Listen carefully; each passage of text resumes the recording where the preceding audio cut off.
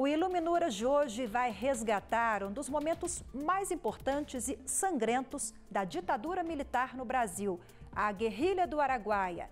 O movimento de luta armada foi liderado por militantes contrários ao regime militar implantado no Brasil a partir da década de 1960. E para desvendar os documentos secretos desse período da história, eu recebo o professor, historiador e jornalista Hugo Studart, autor do livro Borboletas e Lobisomens, o autor do pós-fácio da obra, embaixador e professor Paulo Roberto de Almeida, também é nosso convidado.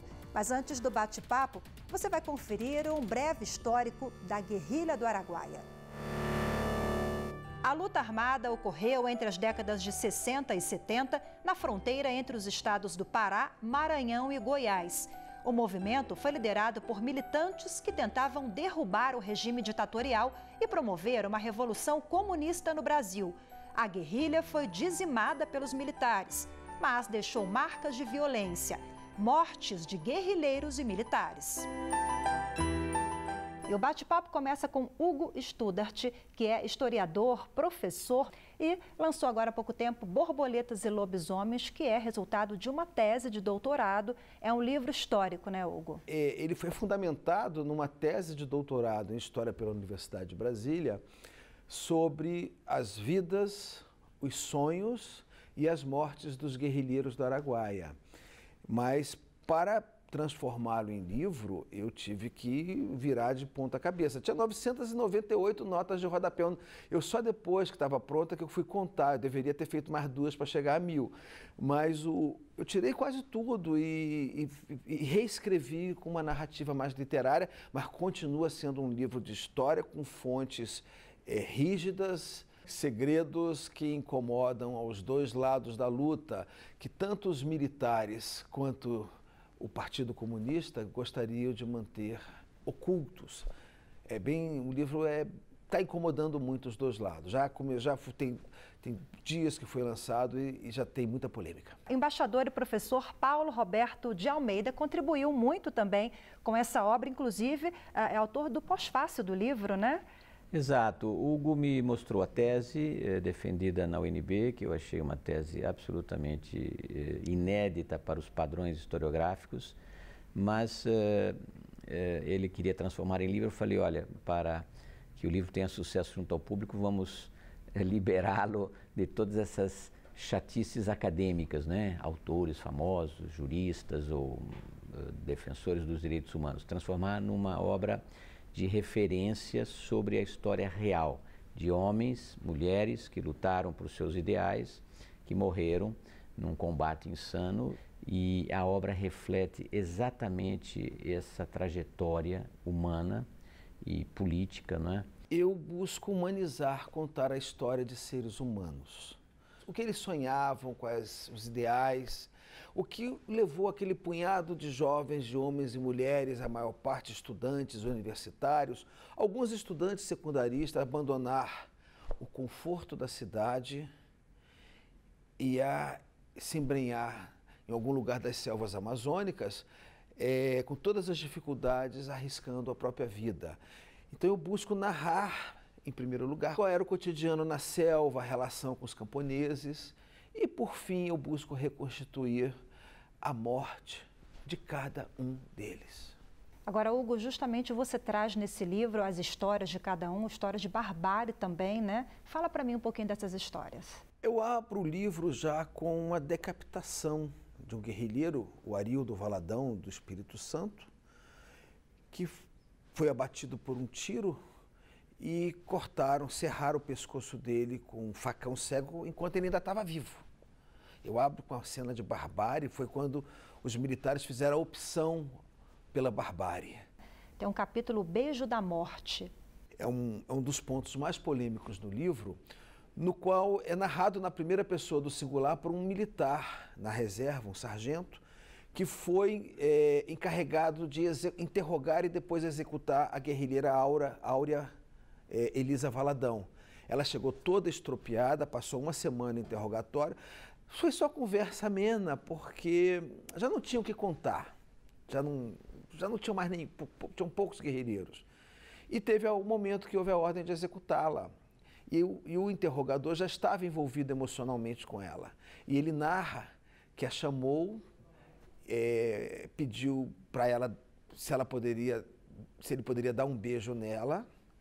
Ela consentiu, chorando muito, ou teria consentido na versão dele. E eles se beijaram. Depois ele disse assim, agora você vai ter que ir, vai ter que descer. E ela, muito resignada, segundo a versão desse militar, chorando muito, desceu para um buraco e os dois se olhando nos olhos, chorando muito. Ele disse que estava aos prantos, mas ela mais firme, mais resignada. Ele apontou a arma para a cabeça dela e estourou a cabeça dela. E ele conta que se apaixonou por ela. Seria a síndrome de Estocolmo nesse caso? Ou no caso, a síndrome de Estocolmo é o contrário. Ao contrário. Né? Mas ela também se envolveu com ele, não, né? Não acredito. Ele que disse que se envolveu com ela, né? Ela estava resignada, não havia o que fazer, né?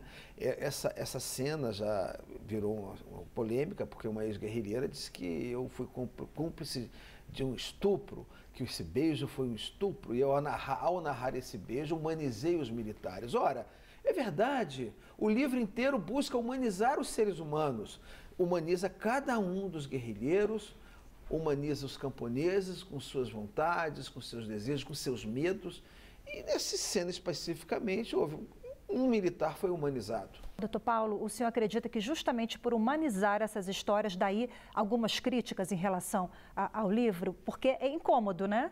Não e como eu abri falando, são segredos incômodos. A vida humana é cheia desses imprevistos, surpresas, sentimentos, mas a qualidade principal do livro é oferecer uma reconstrução absolutamente precisa, baseada na história real, sem muitos adjetivos, apenas a descrição do que efetivamente aconteceu. E os seres humanos são assim, você tem sentimentos contraditórios de ódio, amor, paixão, desde a Guerra de Troia que o mundo é movido por esses sentimentos contraditórios, entende? Isso faz parte da trama humana. Agora, o livro, portanto, reproduz aquilo que efetivamente ocorreu entre pessoas engajadas em lados opostos, né? De um episódio triste na história do Brasil, que é uma luta armada sem nenhuma perspectiva de sucesso, tanto a luta armada da guerrilha urbana, quanto a luta armada nas selvas da Amazônia, nunca tiveram nenhuma chance de realizar aquilo que eles pretendiam, ou seja, tomar o poder pela luta armada e implantar uma ditadura comunista no Brasil. Borboletas e Lobisomens, por que esse título, Hugo? Ele é fundamentado nos dois grandes mitos, dois grandes líderes guerrilheiros, a borboleta Dina e o lobisomem Oswaldão. Dinalva Conceição Teixeira era uma geóloga por profissão, mas ela chegou no Araguaia como base, como militante de base, e acabou emergindo como principal liderança. E rezava o mito, por conta de algumas histórias, da sua enorme capacidade de se esconder na mata, que ela teria capacidade de virar borboleta. E há um episódio no qual ela dá um tiro no tenente Álvaro Pereira, que depois vira um general 4 estrelas, e os militares metralharam a árvore caiu esfacelada, mas de lá surgiu uma borboleta e ela tinha desaparecido. Oswaldo Orlando Costa era um gigante, 1,98 m de altura, também emergiu como grande mito, grande líder do Araguaia. E ele, na época que ele apareceu no Araguaia, também surgiu um grande lobo que uivava, e diziam que o Oswaldão que uivava. Eu peguei esses dois mitos como representação da borboleta, ou seja, em qualquer lugar do mundo existem borboletas menos nas regiões árticas e antárticas, e ela representa a transmutação. Você sair de um mundo rasteiro e desigual para, depois de um período de gestação em crisálida, despontar, renascer para um mundo melhor. No caso, o sonho deles de um país socialista. Ocorre que no meio do caminho apareceu o lobisomem. O lobisomem representa o homem dual, que perde as estribeiras, que deixa aflorar os seus instintos ancestrais. E o Oswaldão era isso, era emotivo. E no final da guerrilha, cercado pelos militares, os guerrilheiros cometeram alguns atos também de barbárie e também se transmutaram em lobisomens. Então, o livro conta o período das borboletas, de meras lagartas nas cidades, o período de gestação crisálida na integração com os camponeses, até os combates com os militares, no qual, no final, já no extermínio, eles se transformam em lobisomens. E eram lobisomens dos dois lados, né? Agora, doutor Paulo, o senhor teve uma grande contribuição também para essa narrativa literária, né? Eu conheço muito bem o movimento comunista internacional, por estudo, por depoimento, por visitas, por convívio com alguns ex-guerrilheiros. Eu entrevistei muitos desses ex-combatentes na Guerra Civil Espanhola e também conheci muitos ex-guerrilheiros, digamos, do Brasil no exílio, na Europa ou na América Latina. Então, eu tenho uma visão muito ampla, não só da vida pessoal, da trajetória individual desses combatentes pelo socialismo, como da história global do movimento comunista internacional, não é? Hoje, desaparecido praticamente. Ok, a gente vai agora para um rápido intervalo. Daqui a pouco a gente volta a conversa com Hugo Studart e o embaixador e professor Paulo Roberto de Almeida. O tema, Guerrilha do Araguaia. Até já.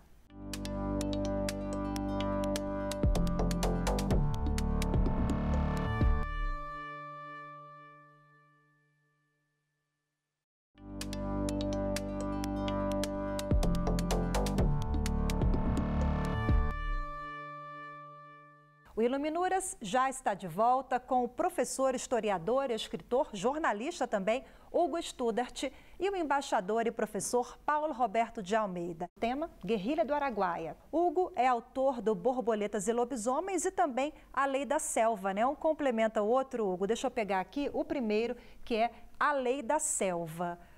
Vamos lá, esse aqui é sobre a ótica dos militares, a vitória dos militares, Hugo. Esses dois livros, eles são, é um díptico, como duas tábuas independentes, mas que se complementam.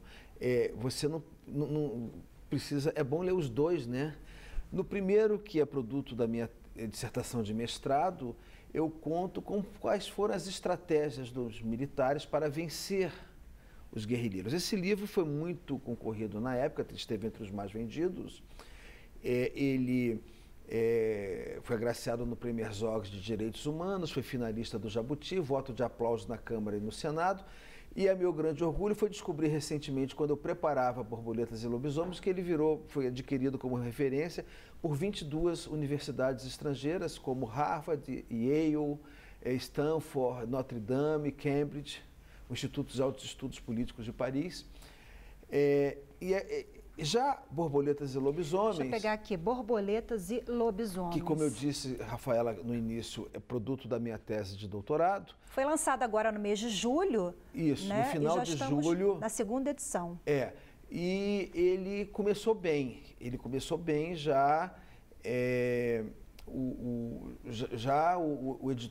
As encomendas das livrarias são tão grandes, a demanda, que o editor achou prudente, 2 ou 3 semanas depois do lançamento, né, ele já achou prudente fazer uma segunda edição.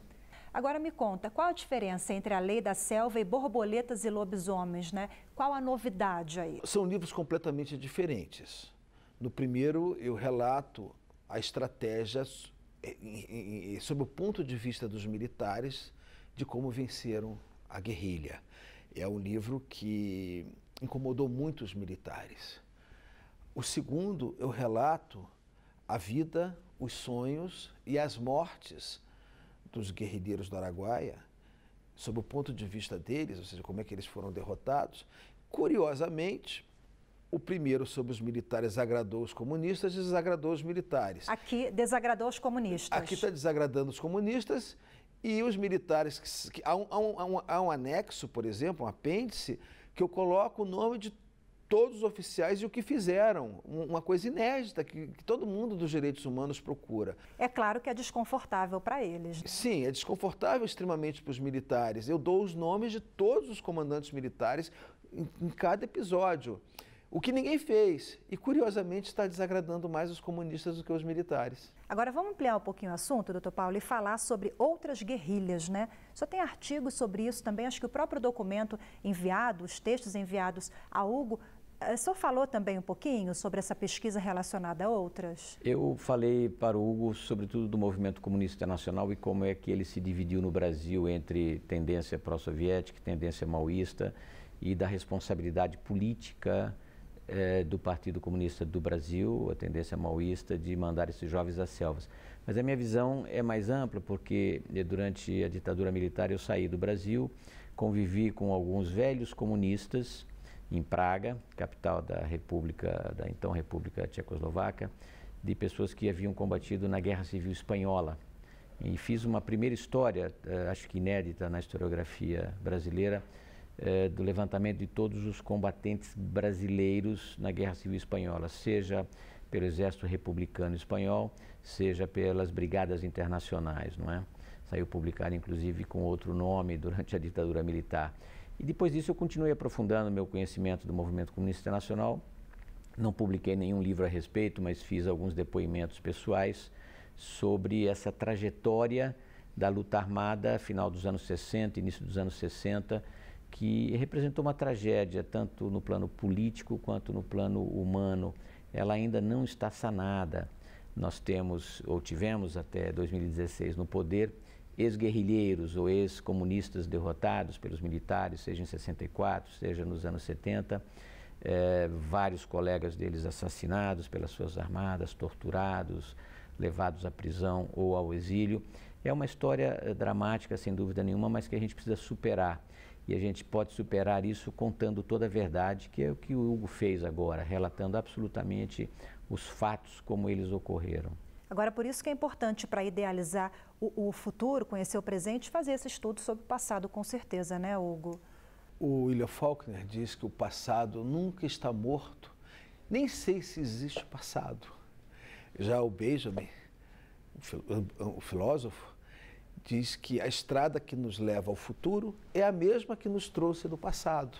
Então, especialmente no momento político de radicalismo como este, é muito importante conhecer o passado. Consegue enxergar aí uma atitude radical dos dois lados. Os dois lados era um momento de uma esquerda radical e de uma direita radical.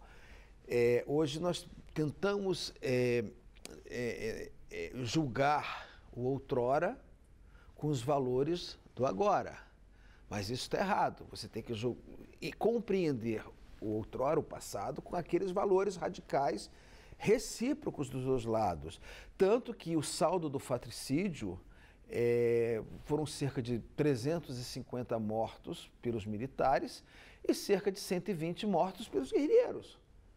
Foi uma tragédia de 3-1, sabe? Não chegou a ser goleada. Então, a esquerda matou cerca de 120, 130 pessoas. Os militares mataram na faixa de 350. Então, é uma contabilidade que não havia bonzinhos. É claro que, de um lado, era um Estado constituído que poderia ter lutado contra o terrorismo com lei, inteligência, ordem, polícia, justiça, como fizeram os alemães contra Baden-Meinhof, como fizeram os italianos contra as Brigadas Vermelhas, mas os militares tomaram o seu grande erro da história quando optaram por combater esta oposição armada, que era considerado terrorismo na época, e era, de certa forma.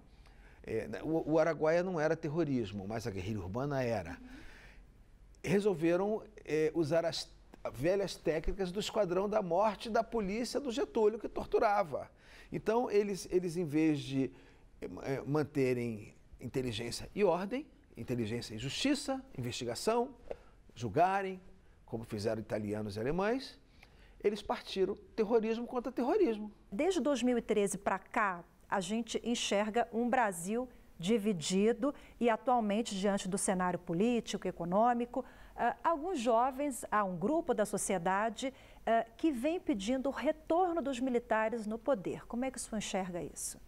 Milor Fernandes, um grande jornalista e também filósofo à sua maneira, dizia que quando as ideias ficam velhas em outros lugares, elas vêm para o Brasil. O Brasil ainda tem um resquício de ideias anacrônicas. O comunismo é um intervalo na história do mundo, a partir do final da Primeira Guerra Mundial até o final dos anos 80, não é?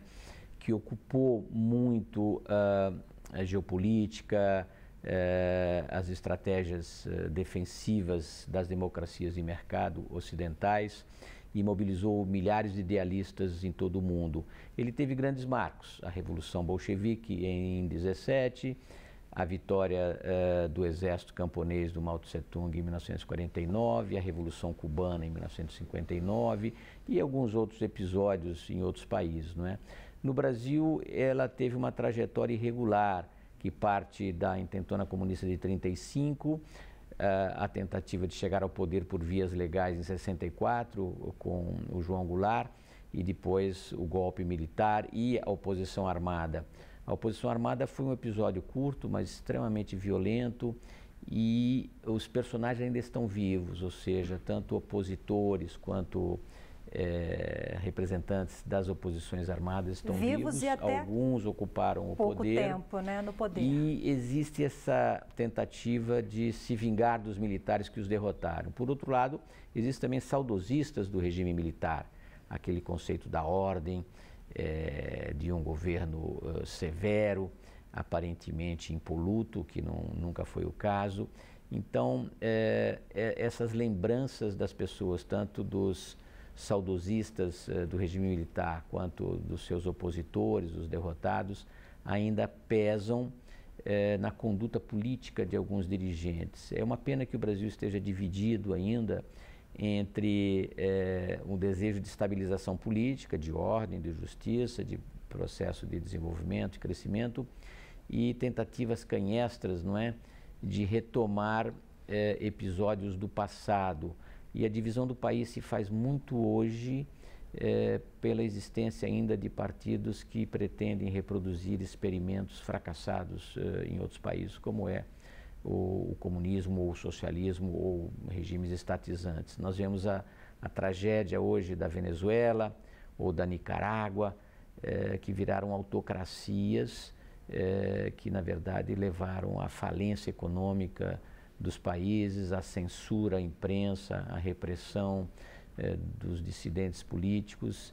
Essa história precisa ser superada. Como é que você enxerga? Qual a sua avaliação em torno desse grupo, dessa parcela da população que almeja, que pede essa retomada do passado? A pior coisa que nós tivemos naquele tempo, aquilo que Hobsbawm chama de a Era dos Extremos, e que o Isaiah Berlin chama de o século mais terrível da história, onde nunca se matou tanta gente por nada, é o maniqueísmo absolutamente vulgar. Esse foi a pior herança maldita daquele tempo, que nós pensávamos que tivesse sido enterrado com a queda do Muro de Berlim e com a globalização, com as sociedades multiculturais. Mas parece que o Brasil está levando muito a sério essa história de que o passado nunca está morto, sequer existe passado. Agora, para finalizar, a gente conversou aqui sobre um livro de história, né? O senhor que é doutor em ciências sociais também, mas tem mais de 30 livros lançados, né? Mais sobre diplomacia. Um dos grandes escritores brasileiros. É mesmo, a gente não teve tempo de falar sobre todos os livros, mas são mais de 30, né? 14 próprios, vários editados e contribuições a dezenas de outros livros. Milhares de livros também em casa, né? Que o senhor contou que pelo menos mais de 7 mil livros. Provavelmente. Lê o tempo inteiro. Exatamente. Eu só durmo nas horas vagas, como eu costumo dizer, o resto do tempo estou lendo ou escrevendo. Agora, o ano passado lancei um livro sobre Roberto Campos, um dos grandes estadistas do Brasil. Que é esse aqui, O Homem que Pensou o Brasil. Exato. Né? Acabo de selecionar todos os artigos de Roberto Campos sobre o processo constituinte e sobre a Constituição. Hugo também, que lê muito, é amante da leitura e prefere esse segmento histórico, né? Não é amante da literatura, e sim da história, Hugo? Eu gosto da história, da filosofia e, sobretudo, da mitologia. Há um momento em que o mito e a história se confundem. O professor citou aqui no início da entrevista a Guerra de Troia. Aquilo é um mito ou aquilo é história? E aquilo é altamente filosófico.